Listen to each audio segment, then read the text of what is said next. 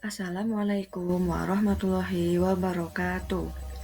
Perkenalkan, nama saya Endah Venita Rahayu Putri, PPG PGSD Prajabatan 2022 gelombang 1 dengan NPM 2022106310130093. Di sini saya akan menjelaskan terkait dengan seminar pendidikan profesi guru pada mata kuliah Desain Thinking.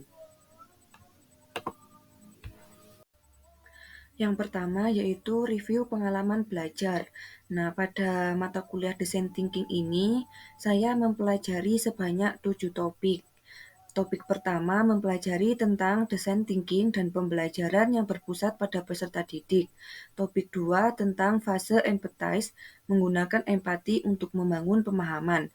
Topik 3, fase define, menggunakan teknik desain thinking untuk perumusan tujuan. Topik 4, mempelajari tentang fase ideate, melahirkan gagasan inovatif untuk rancangan pembelajaran. Topik 5, mempelajari tentang fase prototyping dan testing, mengembangkan dan menguji coba rancangan pembelajaran. Topik 6, mempelajari tentang peluang dan tantangan desain thinking di sekolah. Dan topik 7, mempelajari tentang desain thinking dan transformasi pendidikan. Dari beberapa topik tersebut, menurut saya topik yang paling berkesan yaitu pada topik 7, tentang desain thinking dan transformasi pendidikan, yang di dalamnya membahas tentang penerapan desain thinking terhadap praktik pendidikan di sekolah. Desain thinking tidak hanya digunakan dalam kegiatan pembelajaran saja, melainkan digunakan untuk membangun praktik pendidikan yang demokratis serta digunakan sebagai alat untuk pemecahan permasalahan yang ada di sekolah. Nah, pada desain thinking ini, kami mendapat pembelajaran terkait dengan pemecahan permasalahan pada tahapan-tahapan desain thinking, yaitu yang pertama fase empathize, fase define, fase ideate, dan fase prototype dan testing. Dengan menerapkan tahapan-tahapan tersebut, kami dapat memberikan solusi terhadap permasalahan yang sedang kita hadapi. Dalam hal ini, desain thinking juga dapat digunakan oleh guru sebagai praktik yang mampu meningkatkan kompetensi terutama nilai kesetaraan, empati, kerjasama, dan juga keterbukaan. Refleksi pengalaman belajar yang dipilih. Menurut saya, topik 7 yang mempelajari tentang desain thinking dan transformasi pendidikan ini merupakan salah satu materi yang sangat penting untuk dipelajari, terutama bagi seorang pendidik.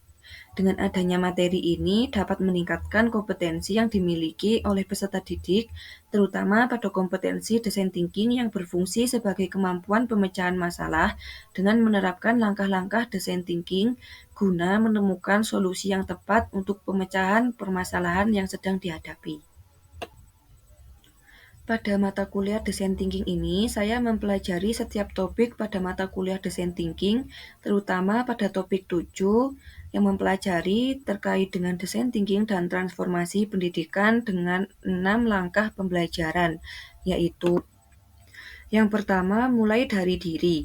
Pada kegiatan ini, saya menuliskan sebuah refleksi dengan menjawab pertanyaan pemantik yang telah disajikan pada LMS. Yang kedua, yaitu eksplorasi konsep.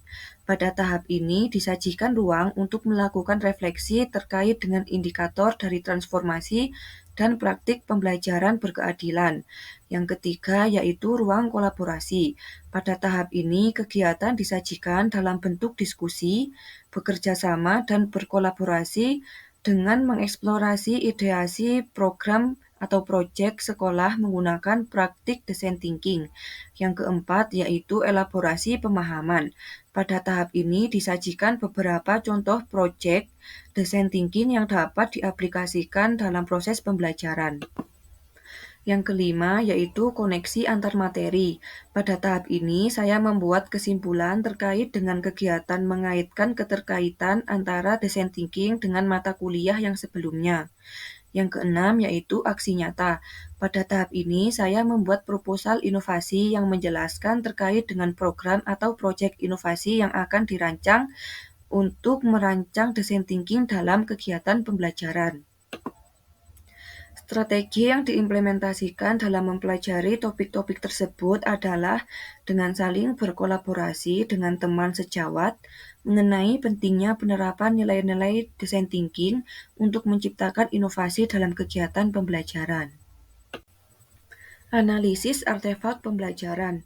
Artefak pembelajaran pada topik 7 ini mendukung hasil refleksi pengalaman belajar, yaitu pada bagian tahapan ruang kolaborasi, koneksi antar materi, dan juga aksi nyata. Berikut juga saya lampirkan terkait dengan link artefak pembelajaran pada topik ketujuh.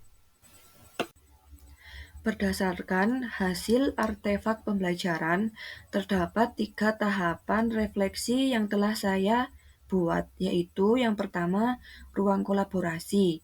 Di sini saya membuat ideasi program atau proyek sekolah menggunakan praktik design thinking. Yang kedua, koneksi antar materi. Di sini saya membuat kesimpulan terkait dengan kegiatan mengaitkan antara design thinking dengan mata kuliah yang telah saya pelajari sebelum-sebelumnya. Yang ketiga yaitu aksi nyata. Di sini saya membuat proposal inovasi yang menjelaskan terkait dengan program atau proyek inovasi yang saya rancang untuk kegiatan pembelajaran dengan menggunakan design thinking.